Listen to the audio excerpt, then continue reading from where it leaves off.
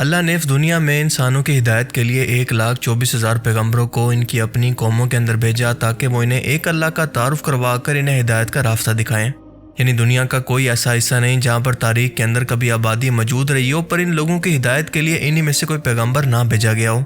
اس کا مطلب کہ ہندوستان کی سرزمین پر بھی اللہ کے کئی پیغمبروں کو بھیجا گیا جن کی تعلیمات کو وقت گزرنے کے ساتھ ساتھ بدل دیا گیا، اور یہاں کے لوگ ایک بار پھر سے شرک و بت پرستی کے اندر پڑھ کر گمراہ ہونا شروع ہو گئے، کیونکہ قرآن میں بھی 1,24,000 میں سے صرف 25 پیغمبروں کا نام سے ذکر موجود ہے، باقیوں کا کوئی ذکر کرنا ضروری بھی نہیں تھا اور نہ ہی موجود ہے، کیونکہ قرآن پاک عبرت کی کتاب ہے، نہ کہ قصے کہانیوں کی یا پھر پیغمبروں کی بایوگرافی کی۔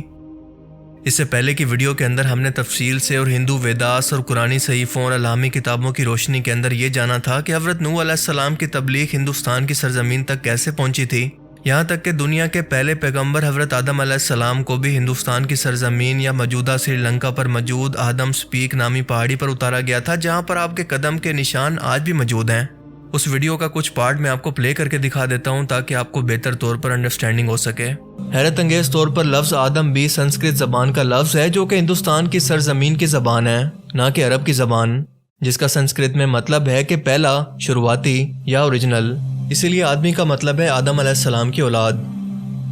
جنہیں قدیم سنسکرت کی کتابوں کے اندر سمبوا منو کہہ کر پکارا گیا ہے، اور اگر ہندو کسی طرح سے ان کے وجود سے انکار کرنے کی کوشش کریں تو ایسا بالکل ناممکن ہے، کیونکہ ان کی مقدس کتاب رگ وید اور بھوش پرانا میں آدم علیہ السلام کی تخلیق، فرشتوں کا انہیں سجدہ کرنا، آدم علیہ السلام سے حضرت حوا کی تخلیق، شیطان کا ان دونوں کو بہکا کر جنت سے نکالنا اور پھر زمین پر اتارنے کا ذکر واضح طور پر موجود ہے۔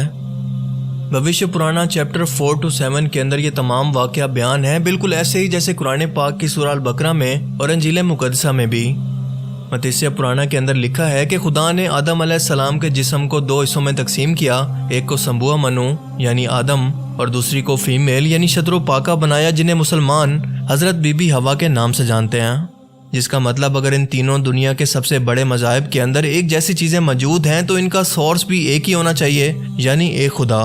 ویدوں میں پیغمبر اور عظیم شخصیات کے لیے منو کا لفظ استعمال کیا گیا ہے، لہٰذا نوح علیہ السلام کو بڑے سیلاب والا منو کہہ کر بیان کیا گیا ہے، اور ان کی کشتی سے لے کر سیلاب تک کا تمام واقعہ تفصیل سے موجود ہے، جیسا کہ قرآن کریم کی سورہ ہود میں اور بک آف جینیسس چیپٹر 7 کے اندر بھی یہ بیان ہے۔ ویدوں میں لکھا ہے کہ جب بڑے سیلاب کے بعد دنیا پھر سے آباد ہوگی تو میں ان ویدوں کو نافذ کروں گا، اور بھوش پرانا چیپٹر 4 to 7 کے اندر نوح علیہ السلام کے طوفان کے بارے میں بیان کیا گیا، اور یہ بھی کہ اس منو کو خدا نے کشتی بنا کر اس کے اندر جانوروں کو سوار کرنے کا حکم دیا، جس کے بعد ایک عظیم طوفان آیا جس نے بھارت ورش یعنی ہندوستانی سرزمین پر زندگی کو ختم کر دیا۔ لفظ نوح سنسکرت زبان کے اندر بھی موجود ہے، جس کا مطلب ہے بوٹ یعنی کشتی والا، وہی مطلب جو کہ عربک زبان کے اندر ہے۔ اس دوران یہ ویداس فیوچر کے بارے میں بیان کر رہی ہیں کہ کیسے ایک بڑا طوفان آنے والا ہے اور کیسے ایک بار پھر سے انسانیت کی شروعات ہوگی، اور ویداس میں نوح علیہ السلام کو کل 74 جگہ پر نام کے ساتھ بیان کیا گیا ہے۔ آج ہندوستان کی سرزمین پر جو بھی بت پرستی موجود ہے وہ ماضی کے اندر بھی ہزاروں سالوں سے موجود تھی، جو کہ ہر پیغمبر کی وفات کے بعد ایک بار پھر سے شروع ہو جاتی جب لوگ ان کی تعلیمات کو آہستہ آہستہ بھلا کر شرک و بت پرستی کے اندر پڑ جاتے۔ لیکن آج بھی اگر آپ سناتن دھرم اور ابراہیمک ریلیجن کی الہامی کتابوں یعنی تورات، انجیل، قرآن پاک کا مطالعہ کریں تو ان سب کے اندر آپ کو بالکل ایک جیسے مذہبی کانسیپٹ، ایک جیسی تاریخ پڑھنے کو ملتی ہے، جس کا مطلب کہ ان کا سورس بھی ایک ہے، یعنی صرف ایک اللہ کی ذات، کیونکہ ویداس کے اندر بھی لکھا ہے کہ خدا ایک ہے، اس کا کوئی شریک نہیں، اس کی کوئی مورتی نہیں، اس کا کوئی سٹیچو نہیں۔ انہی ویداس کے اندر دنیا کے پہلے پیغمبر اور پہلے انسان یعنی حضرت آدم علیہ السلام اور اماں حوا کی پیدائش کا ذکر بھی موجود ہے، اس کے ساتھ ساتھ شیطان کا انہیں بہکا کر جنت سے نکلوانا اور ان کے زمین پر اترنے کا ذکر بھی موجود ہے، اور اس کے ساتھ ساتھ طوفان نوح کا بھی۔ اور یہ سب یقیناً کوئی اتفاق نہیں ہے، ممکن ہے کہ جن شری کرشن اور شری رام کو خدا کا اوتار کہہ کر ہندو آج خدا کی صورت میں ان کی عبادت کرتے ہیں، ممکن ہے کہ کسی زمانے میں وہ اللہ کے پیغمبر رہے ہوں، مگر وقت کے ساتھ ساتھ ان کی تعلیمات کو بدل کر ان سے شرک کو منسوب کر دیا گیا ہو، جیسا کہ ماضی سے ہمیں پتہ چلتا ہے کہ جب بھی کوئی نیک شخص فوت ہو جاتا تو آج سے ہزاروں سال پہلے کے لوگ بھی اس سے کئی فرضی قصے کہانیاں منسوب کر کے اسے خدا کا درجہ دے دیتے، جیسا کہ نوح علیہ السلام کی قوم نے بھی کیا۔ یہ قوم اسی طرح سے بت پرستی کے اندر پڑ گئی، مشرکین عرب نے بھی بالکل ایسا ہی کیا، اور ہندوستان کی سرزمین پر تو یہ آج بھی ہو رہا ہے۔ یعنی یہ ممکن ہے کہ آج کے موجودہ ہندو دراصل ہمارے بچھڑے ہوئے مسلمان بھائی ہی ہوں، اور یہ بات میں بلا وجہ نہیں کر رہا، بلکہ اس دعوے کے انتہائی اہم ترین ثبوت آپ کے سامنے رکھنے والا ہوں، جو کہ یقیناً آپ کو حیران کر دیں گے کہ مسلمانوں اور ہندوؤں کی عادات، رسم و رواج اور کتابوں میں اس حد تک سملیرٹیز ہونا بنا کسی کنیکشن کے بھلا کیسے ممکن ہے۔ تو چلیے شروع کرتے ہیں۔ ایک فرینچ رائٹر اے ڈی بوئس نے ہندو مذہب اور اس کی تعلیمات کو 40 سال تک پڑھا اور اس کے بعد یہ کنکلوژن نکالا کہ ہندو ویداس کے اندر ایک کشتی والے منو کا ذکر موجود ہے، جو کہ دراصل یہودیت، کرسچینٹی یا مسلمانوں کے اندر حضرت نوح علیہ السلام ہے، کیونکہ ویداس کے اندر ان کے لیے لفظ منو کا استعمال کیا گیا ہے، جو کہ تمام مذہبی شخصیات کو ایک ٹائٹل کے طور پر استعمال ہوتا ہے، اور ظاہر ہے کہ یہ کشتی والے منو اور کوئی نہیں بلکہ نوح علیہ السلام تھے۔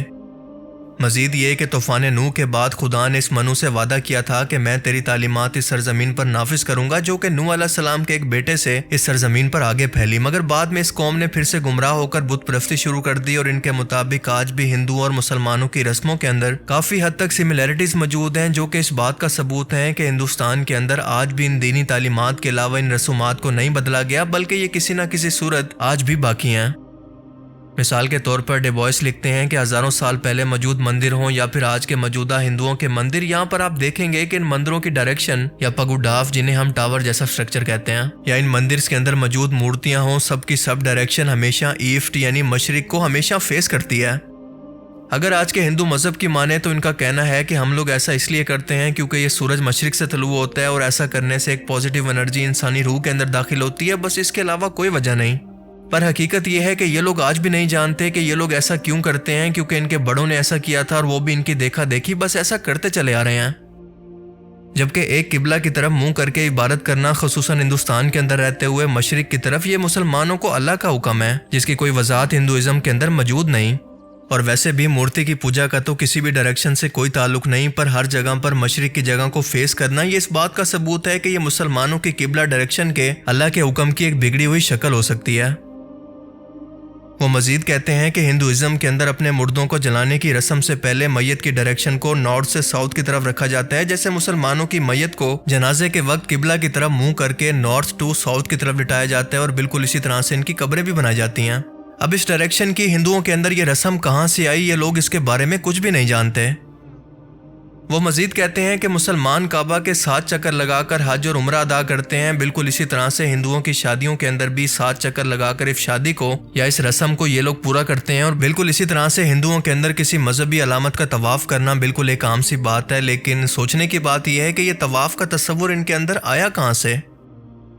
اس کے بعد ہے ایک جیسا احرام جیسا لباس۔ مسلمان حج اور عمرہ کے دنوں کے اندر 2 سفید چادروں کا لباس پہنتے ہیں، جن میں سے ایک کو اپنے اوپر کے جسم پر اور دوسرے کو ٹانگوں کا حصہ کور کرنے کے لیے استعمال کرتے ہیں، اور بالکل سیم یہی لباس مذہبی طور پر ہندوؤں کی تیرتھ یاترا کے وقت یا بڑی پوجا کے دنوں کے اندر ہندو پنڈت اپنے تہوار کے طور پر پہنتے ہیں، جن کے اندر ذرا برابر بھی فرق نہیں سوائے رنگ کے۔ سوال یہ ہے کہ اس لباس کا تصور ان کے اندر آیا کہاں سے؟ انہی 2 کپڑوں کے لباس کو بعد میں ہندوستان کے اندر دھوتی کرتا اور عورتوں کے لیے ساڑی کے اندر بدل دیا گیا۔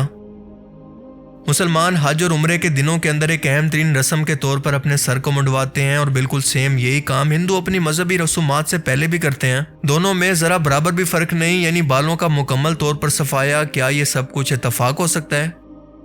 حج اور عمرہ کے دنوں کے اندر مسلمان اس مقدس جگہ پر ننگے پاؤں یا پھر بہت ہی سمپل سی چپل پہن کر یہ عبادت کرتے ہیں، اور بالکل سیم ایسا ہندو بھی کرتے ہیں۔ یہ لوگ یا تو ننگے پیر یا پھر کوئی معمولی سی چپل پہن کر یہ مذہبی رسومات ادا کرتے ہیں، جو کہ دونوں کے اندر بالکل سیم ہے۔